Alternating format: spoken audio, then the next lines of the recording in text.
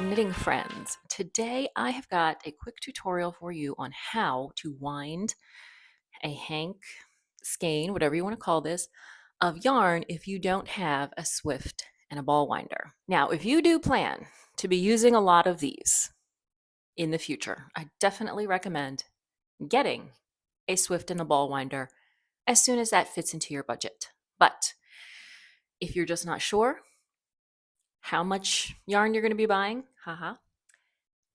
or Swift and ball winder are not in your budget just yet, you can wind a skein hank of yarn by hand, and today I'm going to show you how I do that. Broadcasting to you from my lovely dining room. All right, so to start this process, I'm going to recommend you have 2 chairs. If the skeins of yarn that you have are particularly narrow, you might not actually need 2 chairs. You may be able to just use the back of one, but I like to use 2 chairs because you can control the tension of your yarn. If your skein fits nicely with some good tension over one chair, great. If not, if you've got 2, you can maneuver this one, second one, in a little bit. So now I can get the yarn over it, and then I stretch it back out until I've got a nice even tension. It's just going to make things a little easier for you as you go through the process. All right, we're going to undo the knot in this skein, which is a lovely skein of Pearl Soho Santalina. And we are going to find the end that is hopefully on the outside of the skein. We've got the strand of yarn that is on the outside. Now let's see if I can shift the camera so you can see what I'm doing to start. All right, so we've got the end, one end of the yarn, and we're just going to start by loosely. So make sure you don't have your hands like your fingers real smooshed together. We're going to loosely wrap the yarn a few times around our forefingers until we have a loop, again, not super tight. We're going to take that off and we're going to hold it next to our thumb. This part kind of poking up a little bit. And then we are going to wrap the yarn, again, loosely. We want to be able to remove this from our thumb when we're done, loosely around our thumb. Then we're going to shift a little bit and start winding kind of diagonally. Keeping this against the thumb, we shift again. And again, we're wrapping kind of diagonally. And we're keeping it pretty loose when we're closest to the thumb. And that is basically it. We are going to keep unraveling yarn from the skein, wrapping it around the thumb loosely, shifting every few wraps, twisting it a little bit till we gradually form a ball with our end staying here in the middle. So if we want a center pole ball, we will have it. So let's do a little bit more kind of close up here, and then I will reverse again. So a few wraps, twist. And again, as you progress in making your ball, these wraps will get bigger and gradually form a ball all around your thumb. If your thumb starts to turn purple where it feels tight, you're going too tight. So make sure you've got a little bit of give in here as you are wrapping and twisting the ball. All right, I'm gonna zoom back out so you can see what this looks like. Here's the yarn around my thumb. Still have it, tensioned here over these chairs. Occasionally, you might want to push them a little further apart. And you are just going to keep doing this. So you unwind a little bit, wrap around the thumb. You can kind of move yourself along with the yarn as you unravel. This is a great time to have something to watch, a podcast perhaps. This can be a bit of a long process, but it can be done. I am not going to record myself doing this the whole time.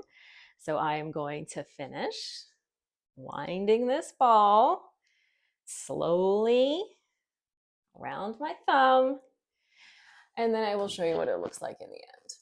Now, one thing you can see, I have been using these fingers to hold that end to my palm to make sure it stays out of the way, but that it also stays in the middle. Once you get a bit going, you can let go of that and it'll stay nice as it is. Just as you're winding, be careful not to wind around, but you don't actually have to actively hold it the whole time. Just want to show you a little bit more how this looks as we are getting further along. Here is that tail to make our center pole ball. Just keep kind of moving it out of the way as you go. Keep wind it, that's pretty full, and twist. You want to wind it tight enough that it doesn't start slipping to the sides, but not so tight that it cuts off the circulation in your thumb. Still move that out of the way. Twist on this kind of diagonal. Now, depending on how much yarn you are winding up, eventually your thumb might get covered up. That's fine. Just make sure if you want a center pole ball, you are keeping those first folds of the yarn poking out of the top. But if your thumb is getting covered up, that is perfectly fine. Just has to do with the amount of yarn that you're winding. Now, you may be tempted at this point to take this off your thumb. And I'm going to encourage you not to do that. It actually makes it harder to try to hold it with one hand and wind with the other. When you just have it on your thumb, it's just hanging out there. It's actually easier to just wind around it. When you're trying to move around all of your fingers, because maybe it starts to hurt your thumb a little bit, stick with it. Keep it on your thumb. We're almost done. Now, as we get close to the end here, the natural tension in your skein, hank, whatever, is going to start to loosen up as sort of the one end of the yarn is hanging free and it's not being held up by the other strands. You're going to start to get some loosening here. And that is where having the two chairs so that you can move them apart and maintain that tension is going to really come in handy. All right, we are almost done. I would say this has taken me about maybe 15 minutes for 328 yards of fingering weight yarn. And now as we get to the very end, the yarn's just going to fall down on the floor and that's fine. Okay, and now see the cat's trying to chase it, but I got it. I got the end. All right, so here we are. Got our whole ball of yarn. I still have the strands at the beginning, so I can have a center pole ball. Here is the end. I am just going to wrap it around and tuck it in somewhere here because I like having a center pole ball of yarn. If you don't want a center pole ball of yarn, then you can leave that hanging. And now we're going to carefully remove this from my thumb. It will be a little tight in the center where you started winding it. And there it is. Center pole, hand wound ball of yarn. Again, if you can make room in your budget for a Swift and a winder, I do really recommend that, especially if you're going to be using these kinds of hanks or skeins or whatever you want to call it a lot. But, you know, if you don't have the budget for it yet, you're not sure what your yarn usage is going to be, you're in a hotel, I have done this before, and you didn't wind your yarn before you left and you packed it and you need to wind it, you can do it by hand, and that is how. All right, friends, thank you for joining me for this quick tutorial. If you found it useful or educational, please do give it a thumbs up. Don't forget to subscribe. New knitting videos here every Saturday. Thanks for checking out this video, and I'll see you soon in another one.